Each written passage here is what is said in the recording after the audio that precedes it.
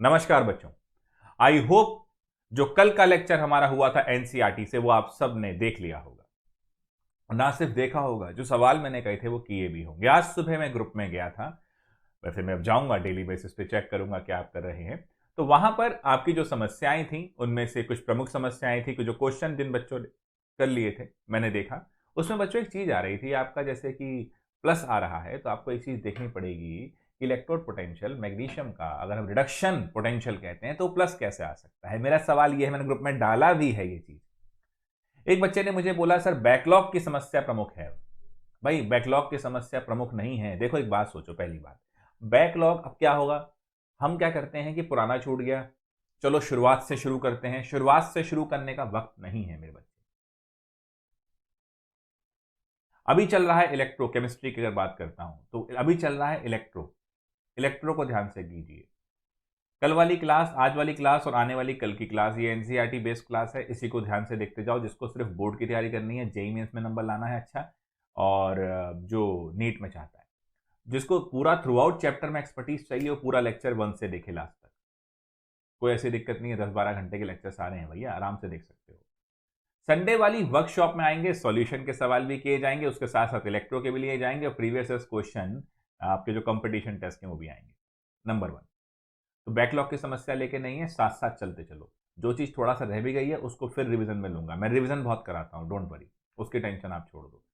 एक बात आप सभी बच्चों से कहना चाहूंगा, एक आज का लेक्चर शुरू करने से पहले, हम ग्रुप में भी आ रहे हैं, हम देख भी रहे हैं, हम चीज़ों को यूट्यूब पे भी हम बहुत टाइम खराब करने की कोशिश कर रहे हैं। पांडे सर ने भी कहा था, इन सब बातों में कुछ नहीं रखा भाई। टारगेटेड जो आपको पढ़ाया जा रहा है सिक्वेंशली, वो यहाँ पर देखो। क्योंकि बच्चे एक पुराने गाने की लाइन आपके साथ शेयर करना चाहूंगा आज का सेशन शुरू करने से पहले, कि भाई एक बार चल दिए गर तुझे पुकार के, लौट कर न आएंगे काफिले बहार के। कहने का मतलब ये है भैया, एक बार ये जो वक्त गुजर गया फिर नहीं मिलेगा। बैठकर आराम से चीज़ों को पढ़ो, सॉल्व करो। वो जो 3 क्वेश्चन कहे थे उसको फिर से ग्रुप में डालो। संडे को प्रॉपरली बताया भी जाएगा। खैर बता तो मैंने कल भी दिया था, और एक दो बच्चों ने तो बहुत अच्छे आंसर लिख के भी दिए हैं, जिन्होंने लिख के दिए हैं बहुत परफेक्ट दिए हैं। चलिए तो शुरू करते हैं आज का सेशन। और आज के सेशन में बात करते हैं, सबसे पहले एनसीईआरटी में हमने 3.3 तक छोड़ दिया था। एनसीईआरटी सब लेके बैठे हैं ना भैया, हम भी लेके बैठे हैं आपके साथ साथ। देखिए आनंद है बिल्कुल, मास्टर जी चेला जी दोनों लिख के बैठे हैं, कोई दिक्कत ही नहीं है। बढ़िया से एनसीईआरटी से हम फॉलो कर रहे हैं। जो बच्चे कह रहे थे सर मेरा स्टेट बोर्ड है ये वाला, सर बेटा चाहे स्टेट बोर्ड हो, चाहे central board of secondary education CBSE हो, चाहे ऑल इंडिया बोर्ड हो, एनसीईआरटी सरकारी किताब है, सब में चलेगी। इसको मैं जब लाइन बाय लाइन ही ले रहा हूं तो तुम्हें परेशानी होने की कोई जरूरत नहीं है। तो आज का सेशन आरंभ करते हैं नस्ट इक्वेशन के साथ। ठीक है जी, तो आइए शुरू कर देते हैं नस्ट इक्वेशन।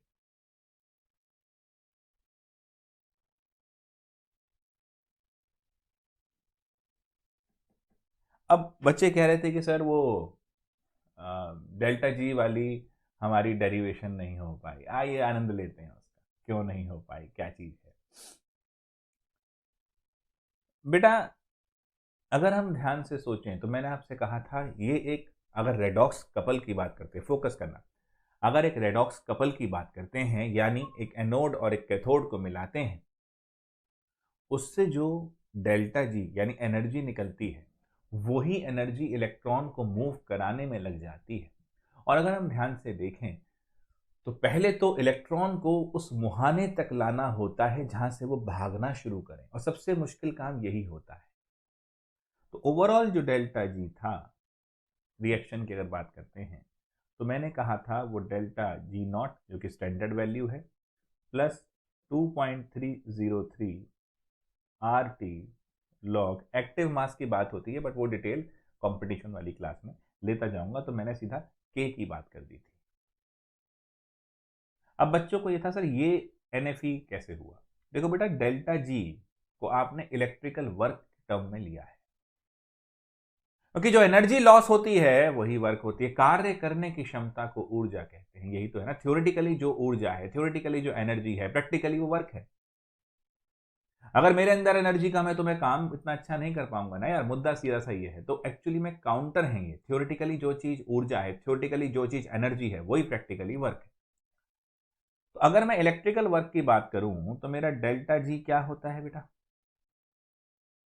सिंपल सिंपल, मैं एक मोल चार्जेस को मूव कर रहा हूं। यही अगर देखा जाए, कॉन्सेप्चुअली देखा जाए, तो एक मोल चार्जेस को मूव करने का ही तो वर्क है यार।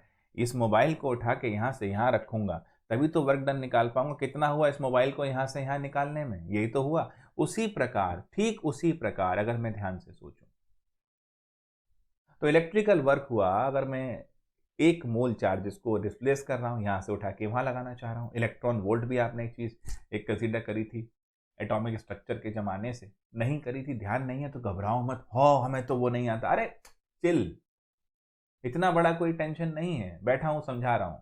तो डेल्टा जी की अगर बात करता हूं तो बेसिकली प्रोपोर्शनल हो जाएगा उस फोर्स के और उसका डिस्प्लेसमेंट एक चार्ज को ले जाने के लिए, वन मोल चार्ज को ले जाने। इस कॉन्सेप्ट से अगर चलता हूं बहुत सिंपल तरीके से, कोई मैं लाग लपेट नहीं कर रहा, कॉमन सेंस लगा रहा हूं, तो बेसिकली एफ जो कि charge on one mole of electron है और ई नॉट पे ले गया, और number of moles of electron transfer जो हो रहे हैं वो एन हो गया। तो इलेक्ट्रिकल वर्क तो ये हो गया ना सिंपल तरीके से। और क्योंकि ये वर्क कर रहे हो यानी work done by the system है, तो सिस्टम को फायदा हो रहा है या नुकसान? जरा ध्यान से देखना। सिस्टम वर्क कर रहा है तो सिस्टम एनर्जी लूज करेगा ना। मैं कुछ काम कर रहा हूं तो मैं एनर्जी लूज करूंगा ना, तो इसका साइन नेगेटिव लगाना ही तो मेरे लिए आवश्यक है। और वही जो मैं लूज कर रहा हूं एनर्जी, तो मुझे लग रहा है मैं एनर्जी लूज कर रहा हूं, लूज नहीं कर रहा हूं, मैं एनर्जी को उसमें से ट्रांसफर कर दूंगा किसमें? इलेक्ट्रिकल एनर्जी में। तो जो रेडॉक्स के अंदर स्पॉन्टेनियस रिएक्शन होती है और जो एनर्जी निकलती है भैया, वही केमिकल एनर्जी तो इलेक्ट्रिकल एनर्जी में तब्दील होगी। बहुत सिंपल सी बात है, कोई बड़ी बात नहीं है। कॉमन सेंस पे ले गया बच्चे में, मैं कोई मैथमेटिक्स नहीं लगा रहा, कुछ नहीं, मैं कॉमन सेंस पे आ गया। वैसे भी बोर्ड नीट पे मेंस में तो सिंपल सी बात आनी है, वहां तो नस्ट इक्वेशन पता है तो तूफान मचा दोगे, इतनी इतनी सी बात है। ठीक है, चलिए। लेकिन ये मैंने समझाया। अब अगर यही मैं स्टैंडर्ड की बात करूं, जहां पर मैंने अगर देखा जाए तो कंसंट्रेशन मैंने फिक्स कर रखी थी, तो वहां पर अगर मैं देखूं तो अगर ये देखूं तो -NFE, ये ई सेल की बात कर रहा है, ये -NFE0 की बात हो गई स्टैंडर्ड की कंडीशन में, प्लस 2.303 RT। लॉग के क्यों लिए जा रहा है? बेसिकली अगर सिंगल इलेक्ट्रोड की बात करूंगा तो वहां मैं इस चीज को नहीं लूंगा, वहां तो मैं प्रोडक्ट अपॉन रिएक्टेंट कंसंट्रेशन लिख के अभी बता रहा हूं, घबराओ मत। इसको मैंने -NF से डिवाइड कर दिया था, तो मुझे E is equal to E0।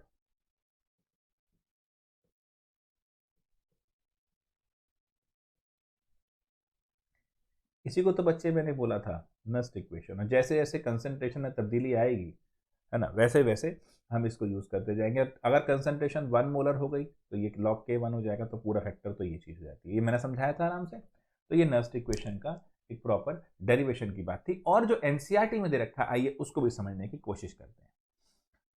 अब लाइन बाय लाइन चल लेते हैं एनसीईआरटी से जैसे चल रहे थे। We have assumed in the previous section that the concentration of all the species involved in the electrode reaction is unity। हमने ये अज्यूम तो कराई था स्टैंडर्ड कंडीशन को। देखो स्टैंडर्ड कंडीशन की अगर बात करते हैं तो हमें बाकी सारी चीजें एक जैसी रखनी पड़ती हैं। तो 1 मोलर कंसंट्रेशन लिया था, यस और नो, तो ये सब चीजें हमने करी थी, तो ये चीज ध्यान रखनी भी है बच्चों। ये क्या हुआ? सो अब यहां से चलते हैं आगे। नर्स्ट इक्वेशन क्यों जरूरत पड़ी? यार तुम जबरदस्ती पे ले चले जा रहे हो, 1 मोलर 1 मोलर 1 मोलर, और नहीं हुआ 1 मोलर तो कैसे निकालोगे? हाँ, यहां लगाएंगे नर्स्ट भाई की इक्वेशन। तो एनसीईआरटी के अकॉर्डिंग भी पहली चीज आती है, ध्यान से सुनना, कब लगाएंगे Nernst equation? We have assumed in the previous section that the concentration of all the species involved in the electrode reaction is unity। So what we have considered कि जो कंसंट्रेशन थी वो यूनिटी होगी, so that was an assumption. क्या था बच्चे ये? assumption that the concentration is unity. But क्या ये सही है? नो, हमेशा तो नहीं होगा ना। ये तो स्टैंडर्ड कंडीशन है ना गुरु। वही बाइक का एड, नीचे स्टार बना के लिख दिया 80 किलोमीटर पर लीटर अंडर स्टैंडर्ड कंडीशन। क्या हमेशा स्टैंडर्ड कंडीशन होगी? भैया हमारे यहाँ की रोड पे बाइक को चलाना शुरू करो तो धुपक धुपक, पता नहीं लगेगा कि सड़क पे गड्ढे हैं कि गड्ढों में सड़क है। तो वहां क्या वो स्टैंडर्ड कंडीशन है? नहीं। तो क्या हम बाइक चलाना बंद कर दें? तो ऐसे ही जब 1 मोलर कंसंट्रेशन तो होगी नहीं, तो क्या मैं निकालना छोड़ दूं ई सेल की भाई ये तो 1 मोलर तो आएगी नहीं अंकल जी, हमारे बस की तो है नहीं। ये तो नहीं कर सकते ना, तो नस्ट इक्वेशन लगाएंगे। तो यूनिटी माना था, ठीक है। तो इन cases where this is not true, we will apply Nernst equation। ठीक है, अब देखते हैं यहां पर लिख लेता हूं, we will use Nernst equation। The electrode potential, देखो इलेक्ट्रोड रिएक्शन दे रखी है, एनसीईआरटी में सब लोग देख रहे हैं, रिडक्शन वाली है। सो एनी कंसंट्रेशन अगर आप देखेंगे, देखो यहां पर क्या करा है,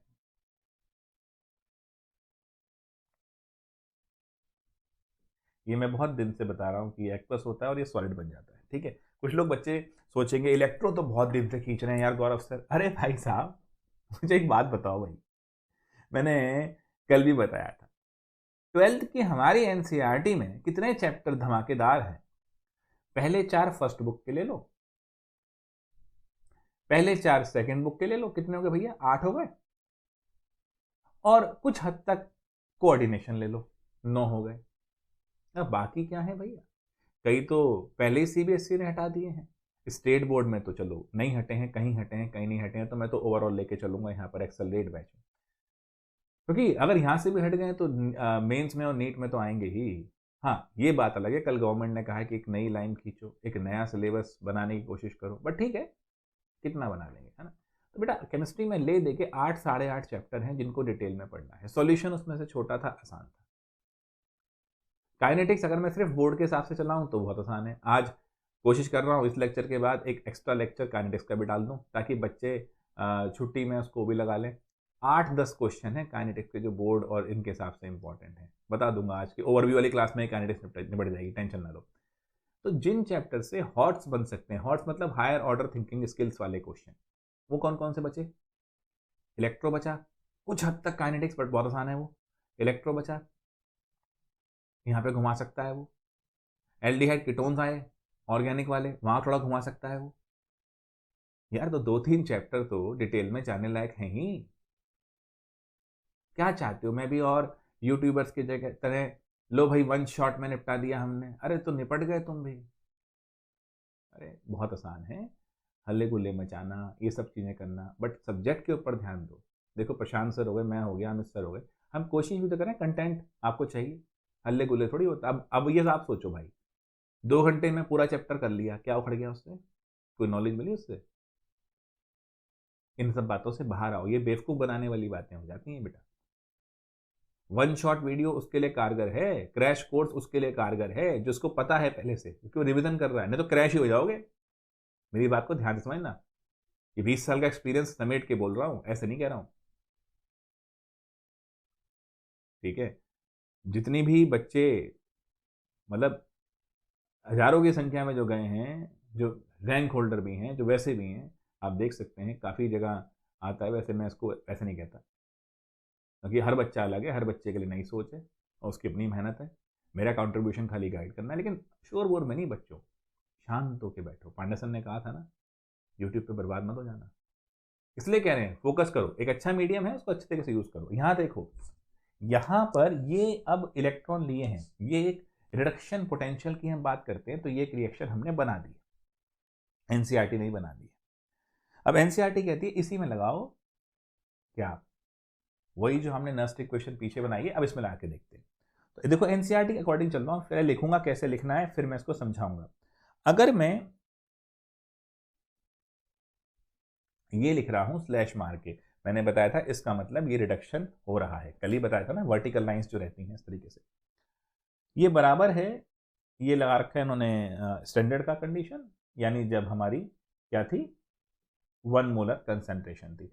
एक एक चीज को डिटेल में लेके चल रहा हूं। -RT/NF और ln m/mn+, क्योंकि देखो बेटा ये प्रोडक्ट है तो ये कंसेंट्रेशन इसकी यहां लिखी गई है, क्योंकि K क्या होता है, concentration of product upon concentration of reactant, और ये इसकी यहां लिखी गई है। सॉलिड की तो कंसेंट्रेशन ऑफ यूनिटी लेते हैं इक्विलिब्रियम के जमाने से, एनसीईआरटी ने भी लिखा है, तो ये क्या लिखा जाएगा फिर,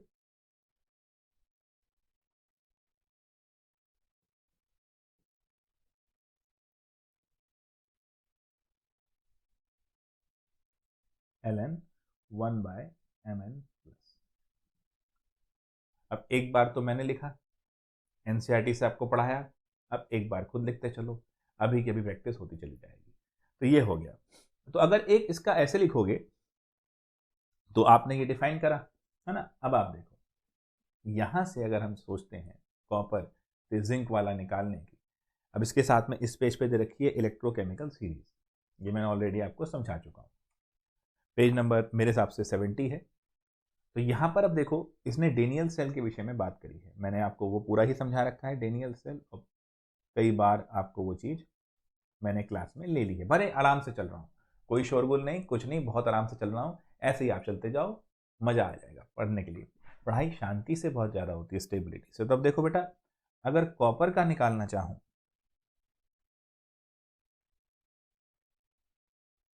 ये क्या होगा, E star copper 2+ copper reduction potential, बार बार कह रहा हूं, ये सिग्निफाई कर रहा है कि +2 था तो इस पे 2 इलेक्ट्रॉन लेके कॉपर बन रहा है, ये चीज सिग्निफाई कर रहा है। फिर इसने देखो फिर वही लिखा RT/NF, लिखते चलो, आपको तभी समझ में आएगा, नहीं तो फिर नहीं आएगा बच्चे। 1 कॉपर 2+ का लिख दिया, और ये एक्वस फॉर्म, बिल्कुल मैं वही ले रहा हूँ जो एनसीईआरटी उसको समझाता जा रहा हूँ, लिखवाता भी जा रहा हूँ, तभी सीख पाओगे। कई बच्चे अभी फिर एंशियस हो जाएंगे, सर ये तो एनसीईआरटी में है, मैं फिर क्यों लिखूं, मैं फिर लिख लूं। अरे फिर नहीं लिखेगा भाई, समस्या तो यही है। कई बच्चे प्लान करते हैं कि अरे मैं देखता नहीं कि ये चीज याद कर लो, ये चीज लिख के देख लो, अरे याद कर लेंगे सर, अभी तो पेपर में 6 महीने हैं। अरे बेटा याद कर ले, देख इंपॉर्टेंट चीज है, फॉर्मूले हैं, लिख के कर ले। अरे सर कर लेंगे, अभी तो 6 महीने हैं।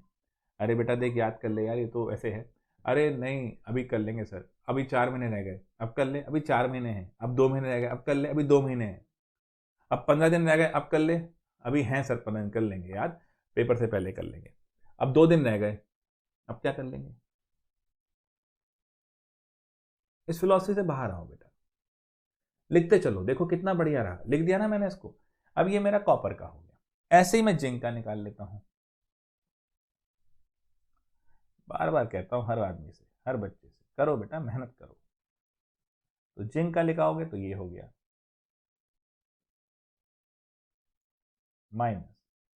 -RT/NF ln 1/Zinc+2 aqueous. Easy, कोई दिक्कत तो नहीं। अब क्या करेंगे, जरा ध्यान देना। अब इसमें से आप एक चीज कर सकते हो, देखो ये कॉपर इसमें कैथोडिक होगा, ये इसमें एनोडिक होगा, तो हमें कैथोड माइनस एनोड यानी ई रिडक्शन माइनस ई ऑक्सीडेशन लेके चलना होगा। तो करना कुछ नहीं है खास, रिडक्शन किसका है, देखो वही लिखा है इसने, यानी कॉपर माइनस जिंक कर दो, ये क्या आ जाएगा बेटा, ई सेल आ जाएगा। कॉपर माइनस जिंक करो, खुद करो, 1 मिनट खुद लगाओ भैया सारा कहानी। तो अब दिस माइनस दिस करोगे तो E naught copper minus E naught, ये हो गया। कोई दिक्कत तो नहीं भाई किसी प्राणी, अरे हो क्या रहा है यार। ठीक है, अब इसके बाद देखो ये हो गया। अब यहां पर माइनस इसका था, यहां पर माइनस इसका था। मैंने करा क्या है, मैंने दिस माइनस दिस करा, फर्स्ट माइनस टू करा, तो ये मिला मुझे पहले। अब ये तो ये रहेगा minus R T by N F L N 1 copper plus 2 minus minus R T by N F L N 1 zinc plus 2। Clear है कहानी? अब बेटा इसी चीज को सॉल्व करके देखिए, क्या करेंगे, minus R T by N F को बाहर ले लो, तो वही चीज एनसीईआरटी ने कर रखी है। और फाइनली देखो, ई सेल जो आ रही है मेरे पास, वो आ रही है ई नॉट जो स्टैंडर्ड वाली थी cell, minus R T upon N F था। कॉपर और जिंक में दो ही इलेक्ट्रॉन का ट्रांसफर है, तो एन तो 2 हो गया। और ये ले लो भैया एल एन, जेड एन की कंसेंट्रेशन प्लस 2 और अपॉन कॉपर की कंसेंट्रेशन प्लस 2। तो ये सिंपल सी बात थी। ये देखा जाए तो ध्यान से समझना, डेनियल सेल की रिएक्शन क्या होती है बेटा, जिंक जाता है कहां से कहां, सॉलिड से जेड एन प्लस 2 में, और कॉपर कहां से कहां जाता है, एक्वस से कॉपर में। यही है ना बचपन से, अभी तो बहुत दिन से कर रहे हो। मजा देखो भाई साहब, ये रहा प्रोडक्ट, ये रहा रिएक्टेंट। कंसंट्रेशन तो इलेक्ट्रोलाइटिक कंडक्टर की ही आएगी, इलेक्ट्रॉनिक कंडक्टर की तो नहीं आएगी, क्योंकि भैया आयंस तो सॉल्यूशन में उसी में है। आ गया नस्ट इक्वेशन का डेरिवेशन। और जब इसको, ये तो ln है, नेचुरल लॉग है, प्राकृतिक लॉग है, जब इसको लॉग बेस 10 में करोगे, वो नहीं था 0.059 अपॉन एन लॉग।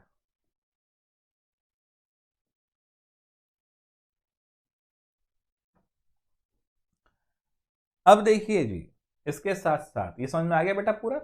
अब ये एक एग्जाम्पल 3.1 दिया है, आइए इसको समझते हैं।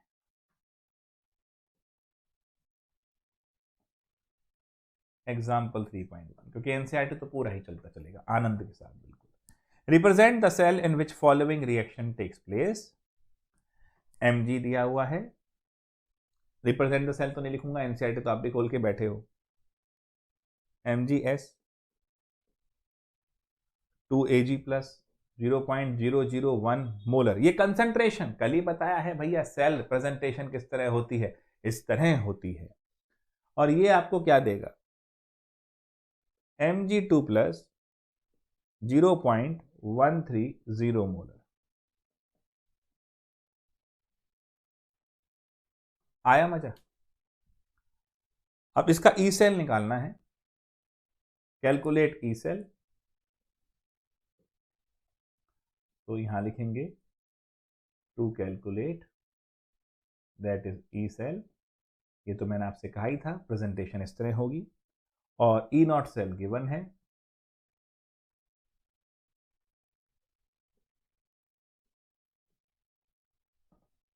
This cell can be written as. अब तो सॉल्यूशन आ गया खैर इसके बाद। अब देखो बच्चों, मैग्नीशियम हो रहा है ऑक्सीडाइज, तो उसकी कंसंट्रेशन ऊपर आएगी। मुझे निकालना है ई सेल, तो अब फॉर्मूला यूज क्या लगाऊं,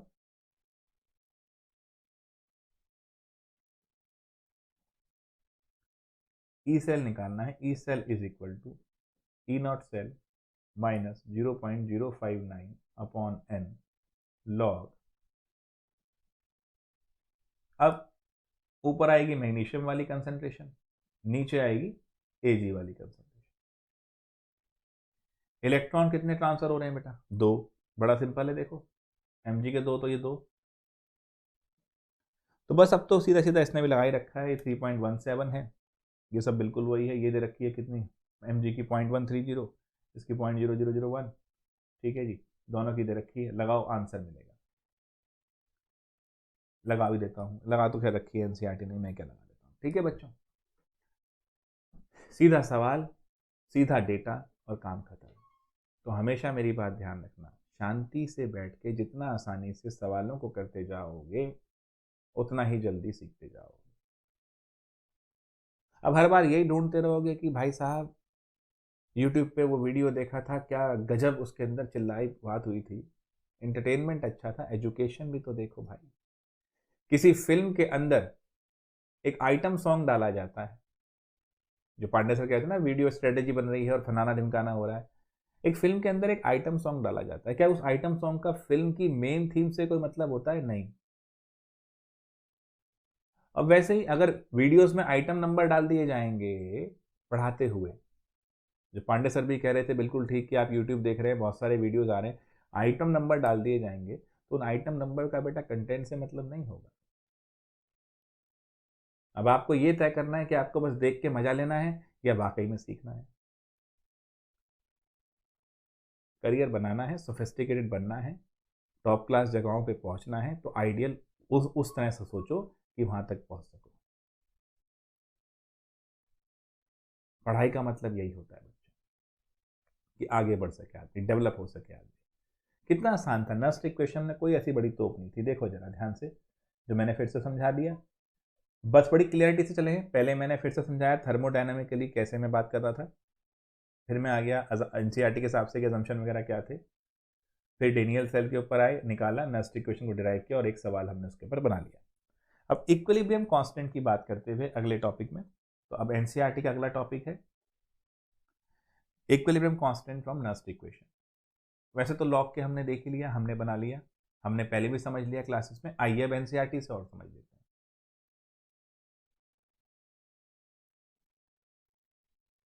equilibrium constant from Nernst equation. अब बच्चों राइटिंग को लेके देखो, मैं कोशिश करता हूँ कि साफ हो जाए, बट पता नहीं, वाकई में ये कहते हैं कि डॉक्टर्स की राइटिंग अजीब होती है, तो मेरी भी शायद कुछ अजीब ही है। कोशिश करता हूँ साफ करने की, नो डाउट, बट फिर भी हाथ चल जाता है तेज। सो अब in the circuit in Daniell cell is closed when we note the reaction. वो फिर से डेनियल सेल, देखो पूरा चैप्टर डेनियल सेल के इर्द गिर्द ही घूम रहा है। हाँ बट और सेल है, फ्यूल सेल आएगा, बैटरीज अभी आने वाली हैं, तो उस पर भी बात करेंगे।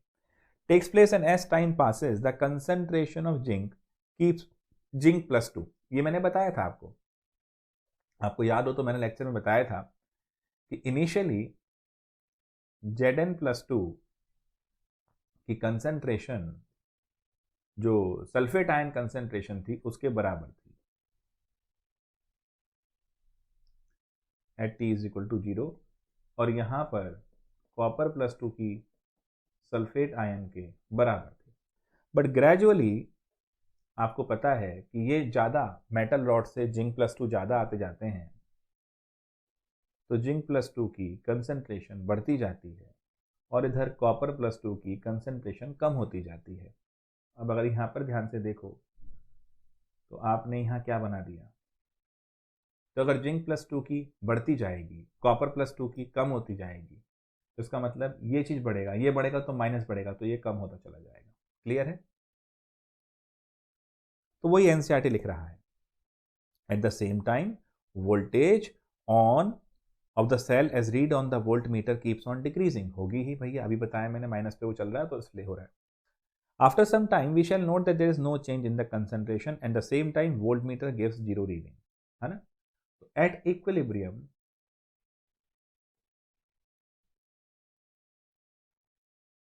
होगा क्या, इनकी कंसंट्रेशन में कोई चेंज नहीं होगा, ना इसकी ना इसकी, मतलब और जिंक बढ़ेगा नहीं +2 वाला, और कॉपर कम होगा नहीं +2 वाला।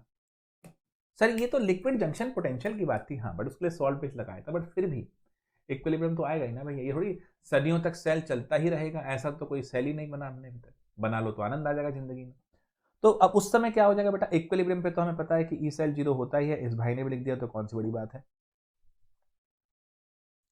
तो इसका मतलब क्या होगा, ई सेल 0 हो गया, और हमें पता है कि ई सेल 0, तो 0 = E0 -0.059 upon n log Zn+2 upon copper. ध्यान से देखो बच्चों, यहाँ पर 2.30 पूरा लिखा है, मैंने खाली 0.059 लिख दिया है।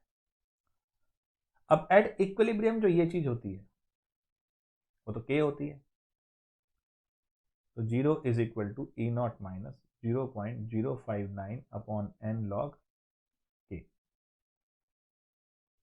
अब इसको एक चीज समझना बच्चों, क्योंकि इसमें क्यू के बारे में पूछेगा। क्यू क्या होता है? Chemical quotient. थोड़ा अब इक्विलिब्रियम का जिक्र आएगा, बिकॉज लिंक तो कर ही रहे हैं। देखो, यानी इलेक्ट्रोकेमिस्ट्री इक्विलिब्रियम से भी लिंक हो रही है, इलेक्ट्रोकेमिस्ट्री थर्मोडायनेमिक्स से भी लिंक हो रही है। तो इन दोनों के क्वेश्चंस को मिक्स करके वो कंपटीशन में देता है, जो हम कंपटीशन फाइल में पढ़ेंगे। तो अब केमिकल क्वोशिएंट क्या होता है? देखो बच्चों, अगर मैं ध्यान से देखूं तो इक्विलिब्रियम के टाइम पे हमने ये बात करी थी कि के actually product concentration over reactant concentration होता है। अब अगर देखा जाए तो प्रोडक्ट कंसंट्रेशन रिएक्शन का आउटपुट है। तो अगर रिएक्शन का आउटपुट है, आउटपुट अपॉन इनपुट, तो एफिशिएंसी हो गई। मैं 6 घंटे बैठ के पढ़ रहा हूँ, बट मैं व्हाट्सएप भी देख रहा हूँ, मैं कोशिश ये कर रहा हूँ कि बस मुझे जो सामने वाला पढ़ा देगा वही करूँगा मैं, नहीं खुद भी तो प्रैक्टिस करूँगा मैं। तो अब हो क्या रहा है, टाइम ज़्यादा लग रहा है, वेस्ट ज़्यादा हो, या फिर इसमें यूट्यूब वगैरह पे आ जाओगे तो, और फिर आपकी एफिशिएंसी कम हो जाती है। तो ऐसे जब कोई रिएक्शन चल रही है तो product concentration upon reactant concentration, ये एफिशिएंसी तो हुई। तो ऐसा तो नहीं कि इक्विलिब्रियम से पहले तो एफिशिएंसी हम निकाल ही नहीं सकते थे, ऐसा तो नहीं है। अब मान लेते हैं आपका नाम पिंटू है, घर में क्या है बेटा? पिंटू। और वैसे स्कूल में आपका नाम लेट से महावीर है। तो स्कूल में आपका नाम महावीर है, घर में आपका नाम पिंटू है। अभी तो चलो कोरोना चल रहा है तो स्कूल नहीं जा रहे, अदरवाइज हम सोचते हैं तो सुबह 7 बजे से लेकर 2 बजे तक आप स्कूल में रहते थे। 7 बजे से पहले आप घर में हैं और 2 बजे के बाद भी आप घर में हैं। तो अगर सुबह सुबह का टाइम है और पिंटू बोला जा रहा है तो ये आप ही हैं।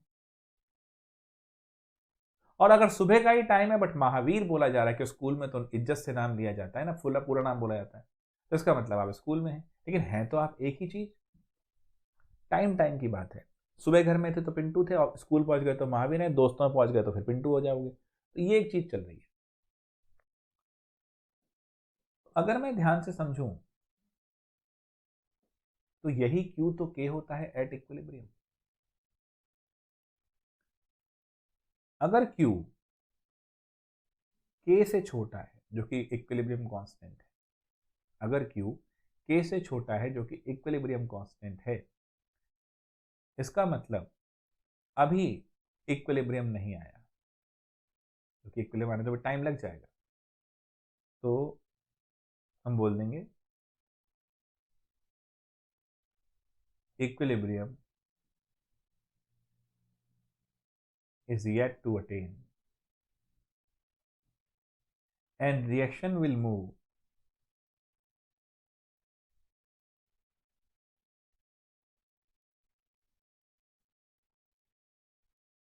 in the forward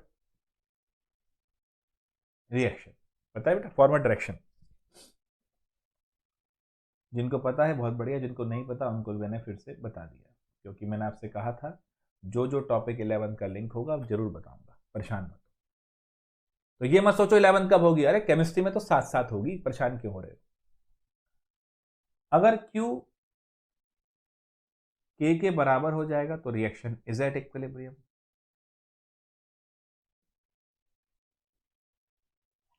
और Q K से बड़ा हो जाएगा तो इक्विलिब्रियम हैज बीन क्रॉस्ड।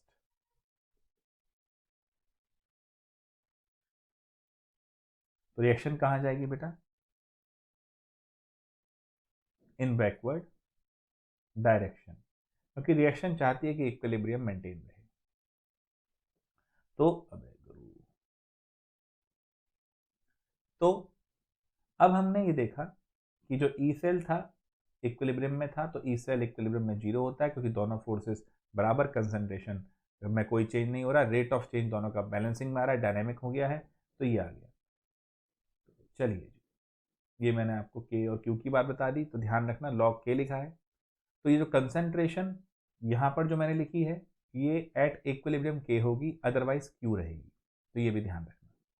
तो कई बार वो ये पूछ सकता है यहाँ पर देके ई सेल भी दे देगा, ई नॉट भी दे देगा, के वैल्यू दे देगा, और फिर पूछेगा आपसे कि इक्विलिब्रियम पे है या नहीं, तो पहले क्यू निकालिएगा, डायरेक्शन पूछ रहा है, और के साथ कंपेयर करके डायरेक्शन बता दीजिएगा, ये कंपटीशन में पूछ सकता है।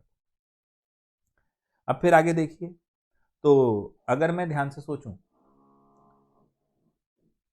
जो ये रिएक्शन मैंने लिखी है, तो ये बन जाएगी मेरी क्या, ये वाली जो रिएक्शन थी, that is E nought minus 0.059 upon N इतना किसमें हो रहा है, 2 हो रहा है, लॉग के हो गया, यही है बेटा। और ये बराबर किसके हो जाएगा, अब अगर ध्यान से सोचो, ये बराबर 0 था, इसको उधर ले गए, तो E naught is equal to 0.059/2 log K, ये आ गया जी। कोई दिक्कत तो नहीं, ध्यान से देखो, कोई टेंशन तो नहीं, वही लिखा है एनसीईआरटी ने, कोई ऐसी बड़ी बात नहीं।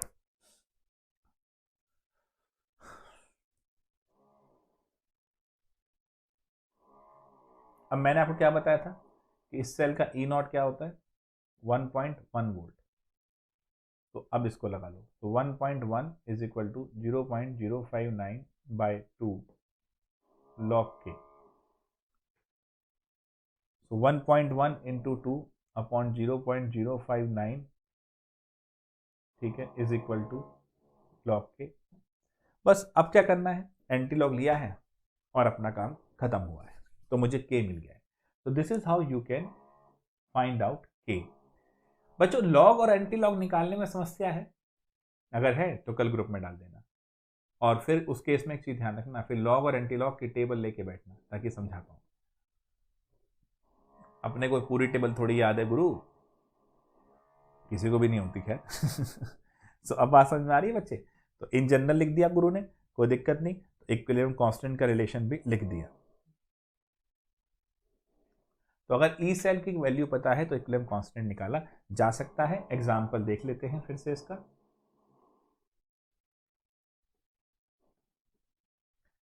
Calculate the equilibrium constant of the reaction, reaction आपको दे रखी है Cu solid plus 2Ag plus aqueous goes to copper 2 plus aqueous plus 2Ag solid. तो यहां पर ई नॉट सेल आपका दिया हुआ है बच्चे 0.46 वोल्ट। अब देखो, हमें निकालना है क्या, के निकालना है, इक्विलिब्रियम पे निकालना है। तो गिवन है मेरे पास, ये प्लीज बच्चों रिक्वेस्ट है मेरी, गिवन और टू कैलकुलेट बोर्ड में लिखना मत भूल जाना, चाहे स्टेट बोर्ड हो चाहे सीबीएसई हो, प्रेजेंटेशन के नंबर मारे जाएंगे अगर भूल गए। टू कैलकुलेट, अब गिवन में क्या क्या है, ई नॉट सेल दिया हुआ है, निकालना क्या है, इक्विलिब्रियम कांस्टेंट के निकालना है। हमें पता है फॉर्मूला यूज क्या हो जाएगा,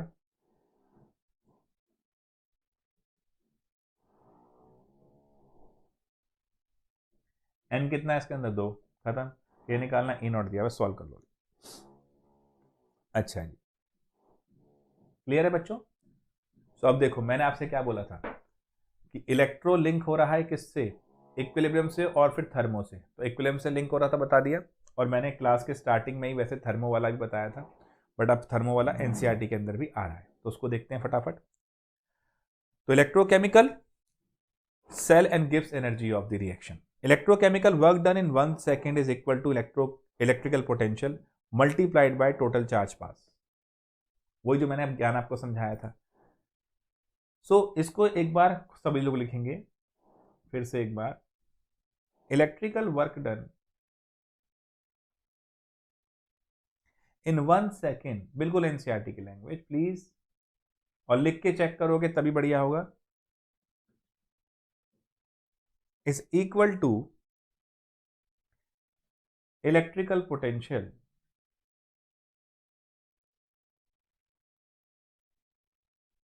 multiplied by total charge past.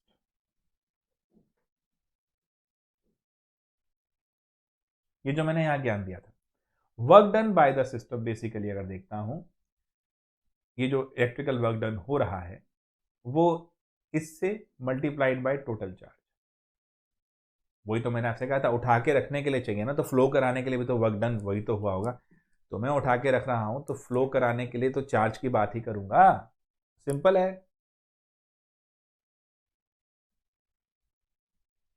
ठीक है जी। Total charge, if we want to obtain maximum work from a galvanic cell, then charge has to be passed reversibly. This reversible work done by galvanic cell is equal to decrease in its Gibbs energy, and therefore if the EMF of the cell is E and NF is the amount of charge passed, तो वही चीज जो मैंने बोली थी वही भाई ने लिख दी। It may be remembered that E cell is an intensive parameter, but delta G is an extensive thermodynamic property. Extensive और intensive thermodynamic property पता है बच्चों? Intensive जो अमाउंट इंडिपेंडेंट हो, एक्सटेंसिव जो अमाउंट डिपेंडेंट हो।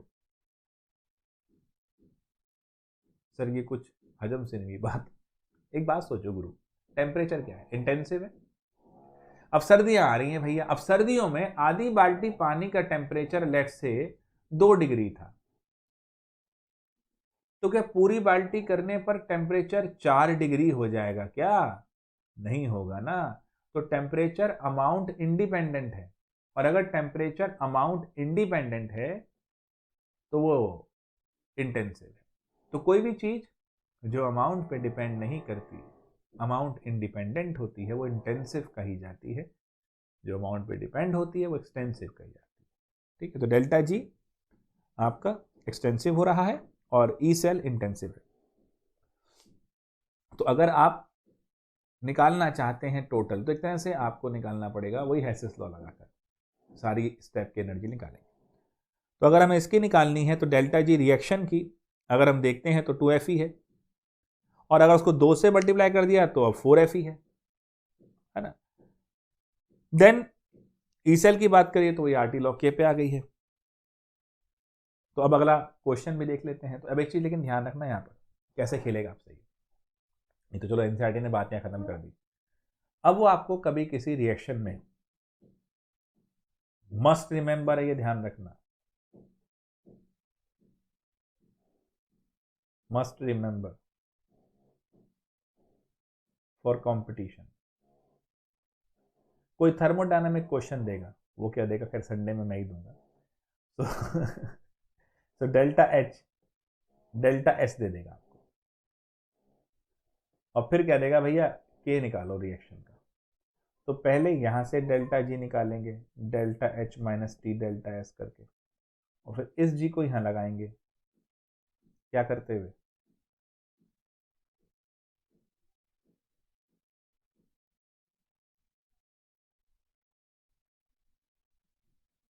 क्लियर है भाई साहब? तो ये 2 फॉर्मूले ध्यान रखना।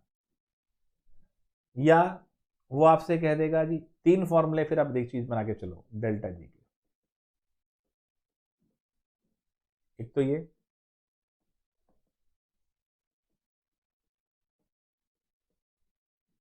एक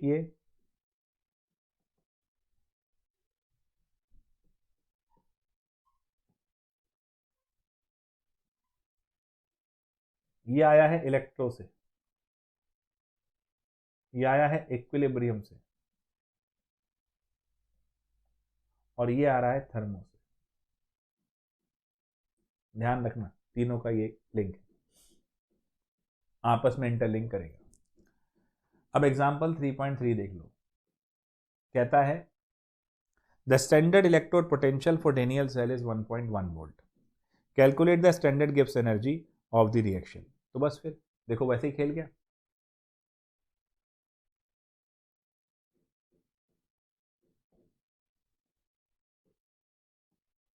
क्या क्या दिया इसने, गिवन में है ई नॉट 1.1 वोल्ट, गिब्स एनर्जी निकालनी है, और अब मुझे क्या करना पड़ेगा, फॉर्मूला क्या लगाऊंगा,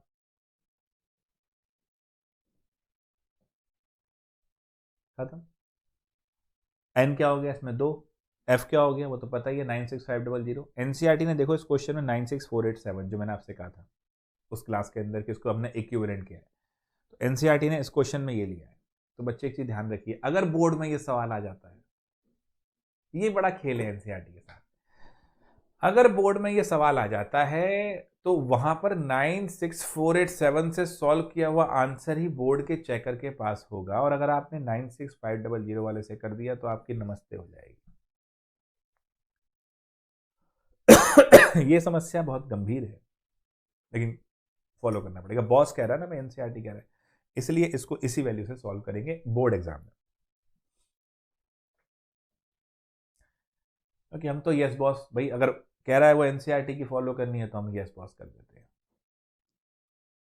अब बेटा ये इंटेक्स क्वेश्चन है 3, और ये तीनों क्वेश्चन हम फिर से वही संडे में लेंगे, आपने करके कल ग्रुप में डालने। एक चीज ध्यान रखिए, इंटेक्स क्वेश्चन हो गए, बैक वाले टेक्सचुअल क्वेश्चंस हो गए एनसीईआरटी के,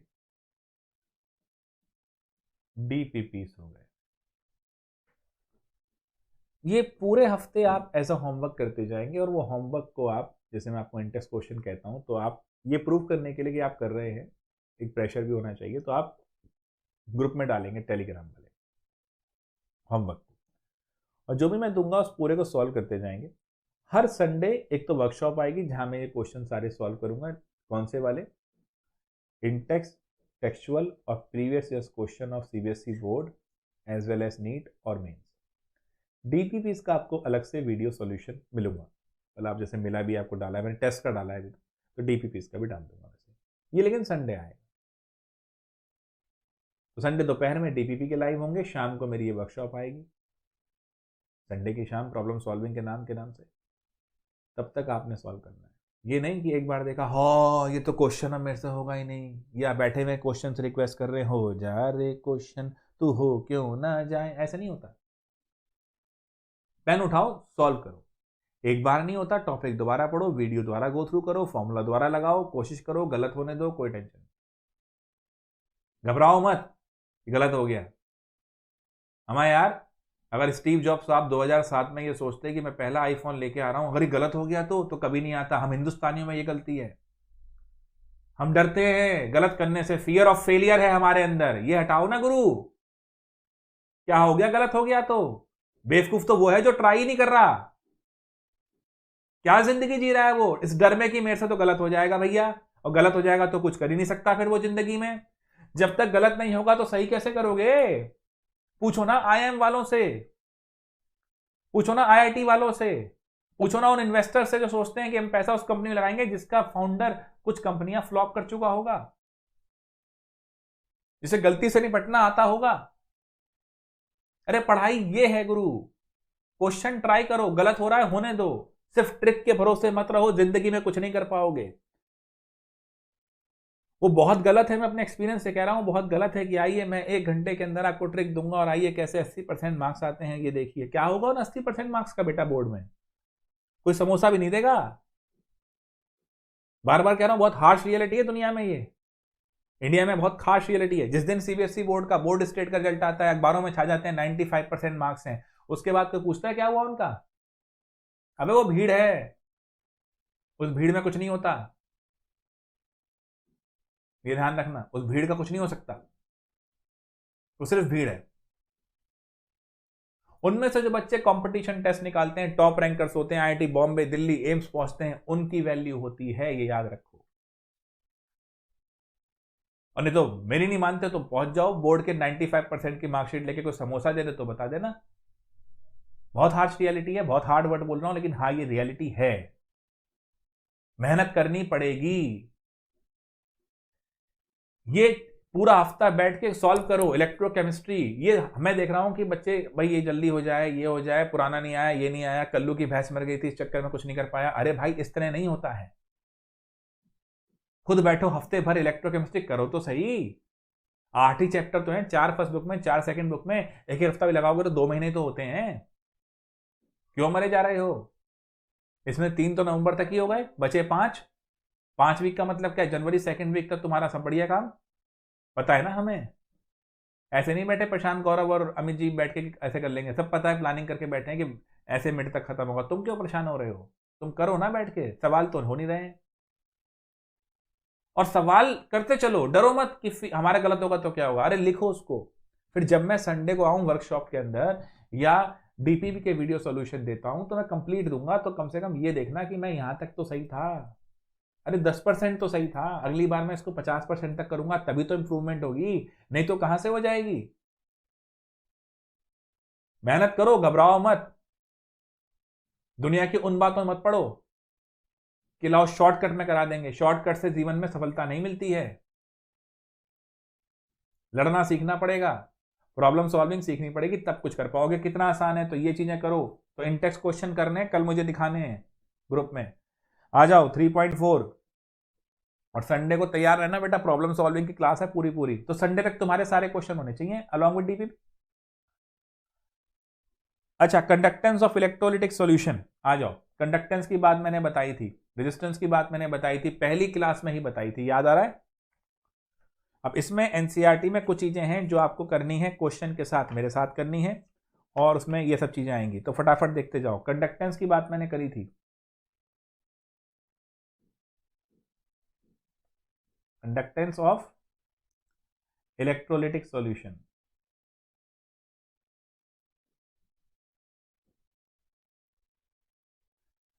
तो बच्चे यहां पर देखो,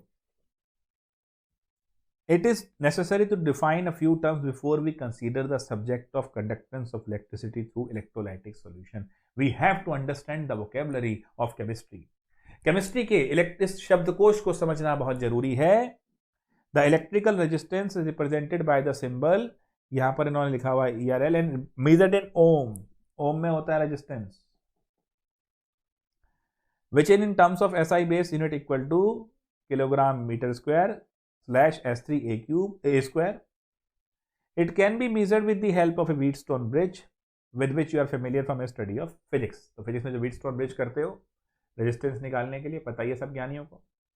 बट वही समस्या यहाँ पर भी आएगी, क्योंकि यहाँ पर ये एक सॉल्यूशन है, और जो Wheatstone bridge से निकालते हैं वो तो सॉलिड स्टेट वायर वगैरह होते हैं। यहाँ सर कैसे निकालूंगा, यहाँ तो सॉल्यूशन आ जाएगा। अभी रुक जाओ यार, आ रहे हैं, ठीक है। The electrical resistance of any object is directly proportional to its length and inversely to its area. पहली क्लास में मैंने आपको बताया था R is equal to L by A, और इसको जब खोला जाएगा तो रो L बाई ए। यानी दिक्कत, चलिए अब ये क्या है, यही रेजिस्टिविटी है और यही स्पेसिफिक रेजिस्टेंस है।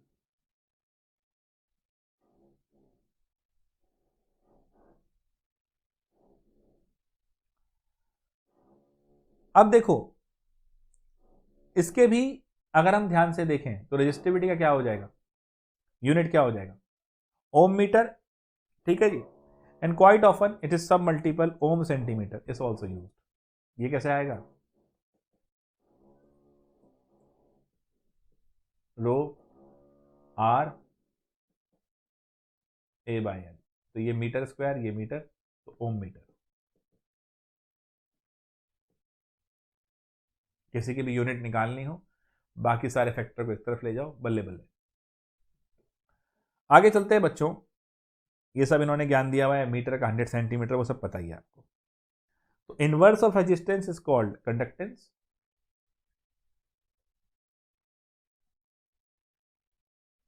ये मैंने पहली ही क्लास में बताया था।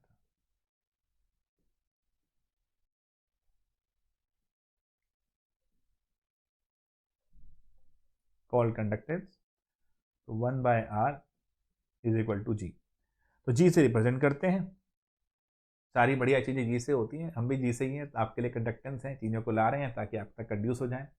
तो 1/R इज इक्वल टू जी, ठीक है बेटा, तो ये चीज आप यूज करेंगे। अब जो मैं सिमन सिमन कहता था, तो कंडक्टेंस की यूनिट क्या है, साइमंस, और सिंबल एस से डिनोट होता है कंडक्टेंस की। मेन पॉइंट है, याद करने वाला है।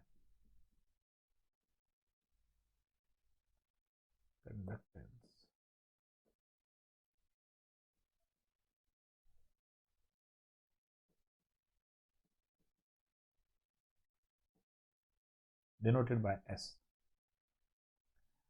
ठीक है जी। अब 1/ρ क्या होता है? रेजिस्टिविटी का उल्टा कंडक्टिविटी। और ये मैंने समझाया था बच्चे, कप्पा से डिनोट करते हैं इसको।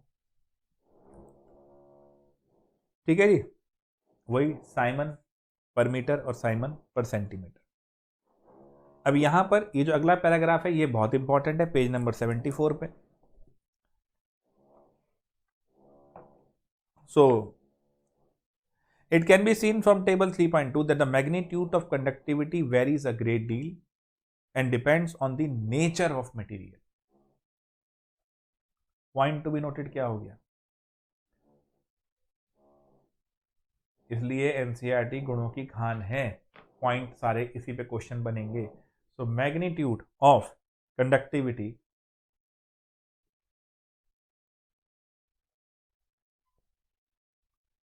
Depends on the nature of material. हमारा लिख रहे हो ना साथ साथ?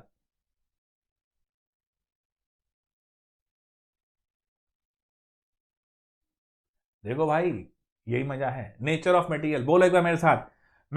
Magnitude of conductivity depends on the nature of material, बोलो फटाफट। यस, बिल्कुल, इसको लाइव क्लास की तरह लेके चलो। अगला देखें फटाफट। ठीक है, it also depends on the temperature and pressure. इसी को वहीं लिख लो फटाफट।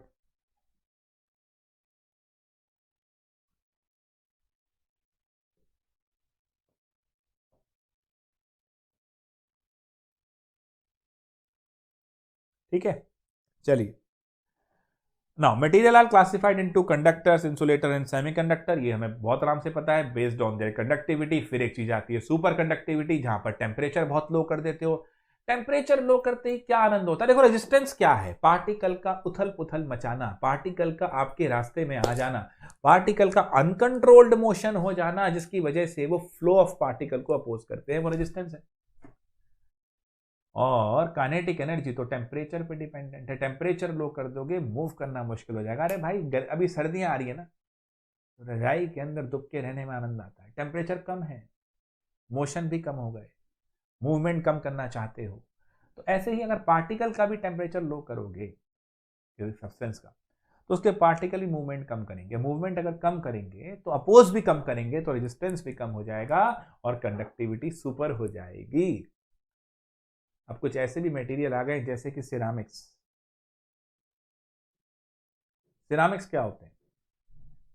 ना तो ये मेटेलिक है,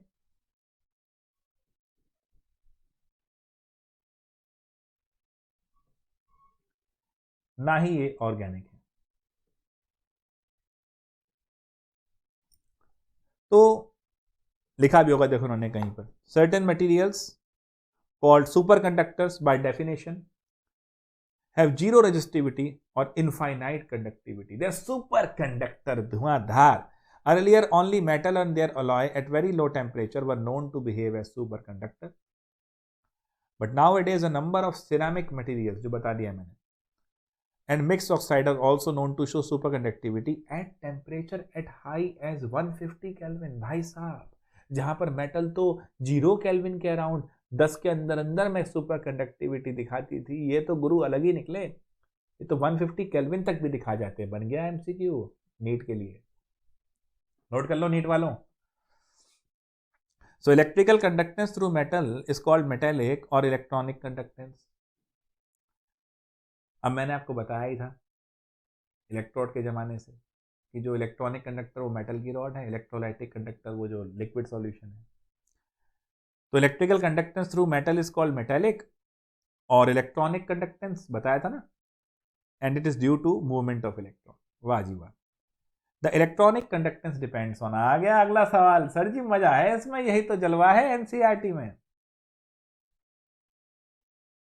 और जो मैं लिखवा रहा हूं सारे पॉइंट, बस इसी को रिवाइज कर लेना बार बार, भला हो जाएगा। Electronic conductance depends on, number 1, the nature and structure of the metal. The number of valence electron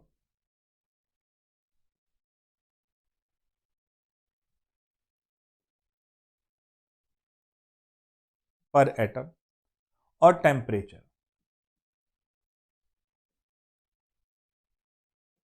हमें लगा था टेम्परेचर बढ़ाने पर,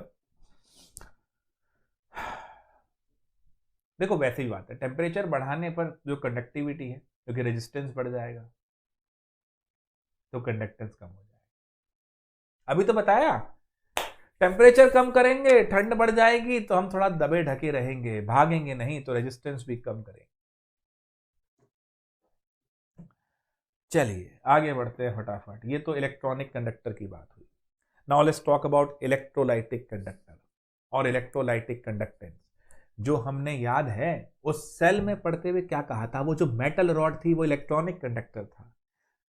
इसमें मैंने फिर वो गैस इन गैस इलेक्ट्रोड की बात करी थी, वो किस तरीके से गैस उसके ऊपर आके एब्जॉर्ब होती है, तो वो गैस इन गैस यानी वो इलेक्ट्रॉनिक कंडक्टर, और जिस सॉल्यूशन ऑफ आयन में डाला है वो इलेक्ट्रोलाइटिक कंडक्टर। सो यहां से पढ़ेंगे, बड़ा मजा आएगा। As the electron enter at one end and go out through the other end, the composition of metallic conductor remains unchange. यहां से आए और यहां से निकल गए, जैसे ये वही तो हुआ, क्लास में बात सुनी और क्लास के बाद निकाल दी, इस कान सुनी इससे निकाल दी, रिमेन्स अनचेंज। हाँ तो सर एनर्जी कंजर्वेशन है ना, वही तो हम भी लगा रहे हैं, knowledge before the lecture remains constant, after the lecture वो भी। ऐसा मत करो गुरु, तुम होल्ड करो, तुम तो चेंज हो जाओ, ट्रांसफॉर्म हो जाओ। चलो, as the electron enter at one end and go out through the other end, the composition of the metallic conductor remains unchange, the mechanism of conductance to semiconductor is more complex. ये क्या के वो शांत हो गया।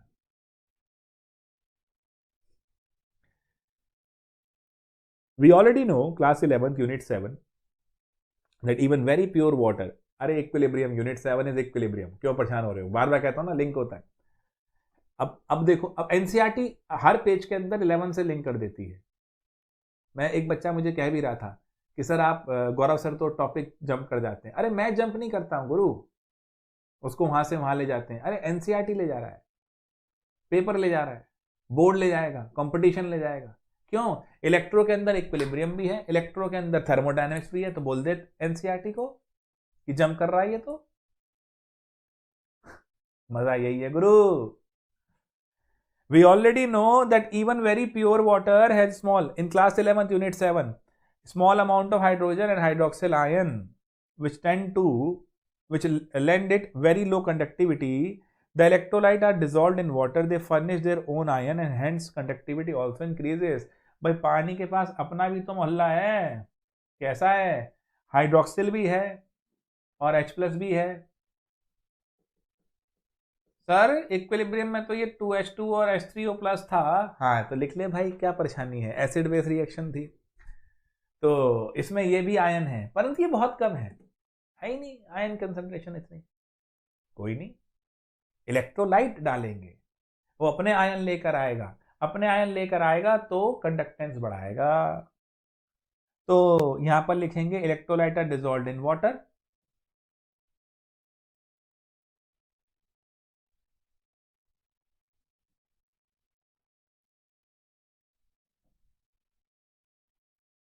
dissolved in water,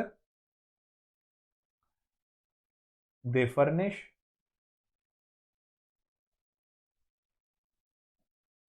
their own ions and conductivity increases. अब electronic conductor किन किन बात पे डिपेंड करी थी, इस पे इलेक्ट्रोलाइटिक कंडक्टेंस किस किस पे डिपेंड करेगी, अलग पेज पे ले लेते हैं।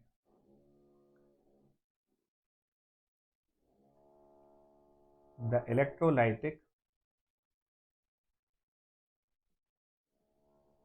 conductivity depends on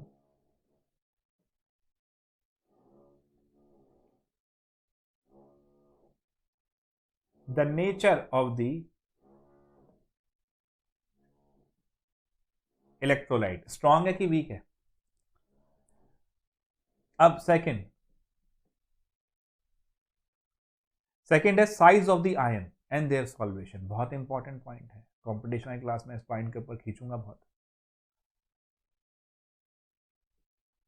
भाई इलेक्ट्रोकेमिस्ट्री बड़ा टॉपिक है, हम जब फिजिकल क्लास में पढ़ाते हैं इसको तो 20-25 दिन, महीना लगाते हैं, इक्विलिब्रियम में 1.5 महीना लगता है। अच्छे टॉपिक हैं, उठा के देखो, कंपटीशन टेस्ट भरा पड़ा इससे question. Size of the ions produced and their solvation. एक क्वेश्चन साइड में लिखो, difference between solvation and hydration. जो बच्चे वाकई में एडवांस करना चाहते हैं वो लिखो इसको, difference between solvation and hydration. मजा आएगा जेई एडवांस के लिए particular. The nature of the solvent and it's viscosity.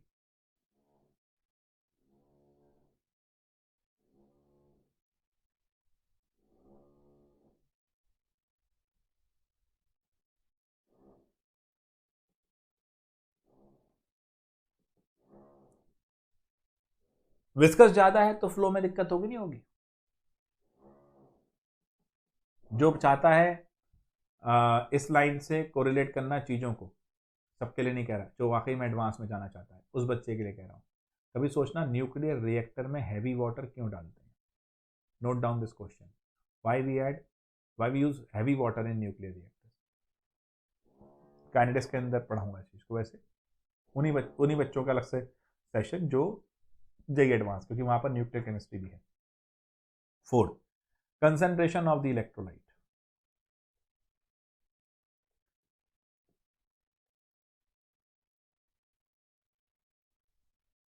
And fifth, temperature. अब देखो बेटा, इलेक्ट्रॉनिक कंडक्टिविटी और आपकी इलेक्ट्रोलाइटिक कंडक्टिविटी में एक फर्क है। इलेक्ट्रॉनिक कंडक्टिविटी टेम्परेचर बढ़ाने पे रेजिस्टेंस बढ़ता है तो कम होती है। इलेक्ट्रोलिटिक टेम्परेचर बढ़ाने पर डिसोसिएशन बढ़ेगा तो बढ़ेगी। लिखा भी हुआ एनसीईआरटी में, it increases with the increase of temperature and that will decrease with the increase of temperature. अब यहां पर दो प्रॉब्लम भी फेस करेंगे हम लोग। पहले इस चीज को लिखो प्रॉपर तरीके से। वो दो प्रॉब्लम क्या है आइए समझते हैं, और फिर हमारा कल की क्लास के हिसाब से कोलरॉश लो और ये सब electrolytic cell, product of electrolysis और ये बैटरी। 1.5 से पौने 2 घंटे का लेक्चर अभी बाकी है जो मैं कल वाइंड अप करूंगा इसका। आज आपका मैं एक होमवर्क जरूर दूंगा। अभी तक जो पढ़ाया है, जो बच्चा पहली क्लास से समझ रहा है इसको, वो पहली क्लास से समझे। जो बच्चा सिर्फ बोर्ड पे चाहता है, नीट में और जेई में चाहता है, वो खाली लास्ट क्लास यानी 26 नवंबर वाली जो क्लास हुई है, आज वाली 27 नवंबर की जो क्लास हुई है, सिर्फ इन दो पे फोकस करें। उसके साथ होमवर्क क्या क्या है? इंटेक्स क्वेश्चन 3.1 से 3.6, सॉल्व्ड एग्जाम्पल,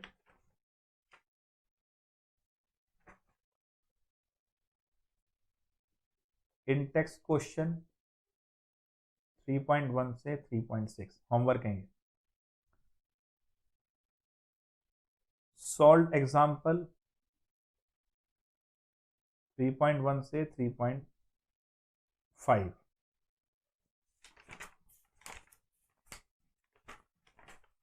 और बैक एक्सरसाइज में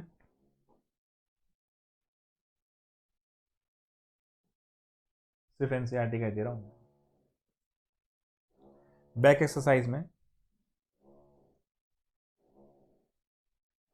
3.1 से 3.5 और कल वाली क्लास में इस चैप्टर को खत्म करने के बाद अच्छा कल सुबह आप ये सारे क्वेश्चन ग्रुप में डालेंगे, टेलीग्राम ग्रुप जो हमारा है, फोटो खींच के, टू प्रूफ कि आप मेहनत कर रहे हो। ये रिस्पॉन्सिबिलिटी लेके चलो कि गौरव सर ने कहा है हमें करना है, तभी कुछ कर पाओगे। ये पूरा करोगे, ठीक है। और आई थिंक मैंने आज भी काफ़ी चीज़ें बताई हैं जो आपको समझनी है। ये डिफरेंस जरूर आपको ध्यान से देखना है, और एक चीज़ ध्यान रखना, ये इंक्रीज कर रहा है टेम्परेचर के साथ और ये डिक्रीज कर रहा है टेम्परेचर के साथ। डन है? इस बात को जरूर ध्यान देना। सो बच्चों, आई होप जो मैंने बताया, जो समझाया, वो सब चीज़ें ध्यान रखोगे। आज भी एनसीईआरटी से चल रहा है इलेक्ट्रो अब, और संडे थोड़ा सा ज़्यादा एफर्ट है मेरा आपके लिए, तो उसको बड़े ध्यान से देखना। प्रॉब्लम सॉल्विंग जैसे बताऊंगा उसको बड़े ध्यान से करना। आज अगेन एक दूसरा भी कोशिश कर रहा हूँ मैं, शाम को थोड़ा देर तक आ जाएगा काइनेटिक्स का एक ओवरव्यू। उम्मीद पूरी है, कर दूंगा जल्दी उसको भी मैं। तो बीच में और क्लासेस भी मेरी होती हैं, तो ठीक है, आपके लिए अब ये शाम को आ जाएगा। ठीक है बच्चों? तो मैं बात कर लूँगा टीम से, तो थोड़ा लेट भी आ जाएगा काइनेटिक्स का, तो कोई दिक्कत नहीं, देख लेना, खाली देख लेना, क्वेश्चन इलेक्ट्रो करना, खाली काइनेटिक्स को देखना। ओवरव्यू आएगा चैप्टर का आज, तो क्योंकि बेटा आज हो गई है 27, मेरा प्लान है कि 30 नवंबर तक मैं ये, क्योंकि अब कल हो गई 28 सैटरडे, संडे का 29, 30 का मंडे, और एक और दो, मतलब वेडनेसडे तक, क्योंकि मंडे से आपके सॉलिड स्टेट वाले लेक्चर भी दे रहा हूँ मैं, और वेडनेसडे तक मेरा प्लान है कि मैं काइनेटिक्स को भी वाइंड अप करूँ। थर्सडे में, फ्राइडे में तुम्हारा एक प्रॉपर एक, मतलब देखता हूँ टेस्ट वगैरह कुछ हो पाए तो इसका, वो मैं बात करता हूँ टीम से। तो मेरा ये रहेगा। तो आज एक ओवरव्यू आएगा काइनेटिक्स का शाम को, थोड़ा लेट भी आएगा तो भी देख लेना, कोई दिक्कत तो नहीं। चलो मिलते हैं, आज की सभा यहाँ पर रोकते हैं। टेक केयर बच्चों। ये वाली देखो ध्यान से, कल वाले में सेल वगैरह और पढ़ाऊंगा, फ्यूल सेल वगैरह, कल आसान लेक्चर है, कोई दिक्कत नहीं।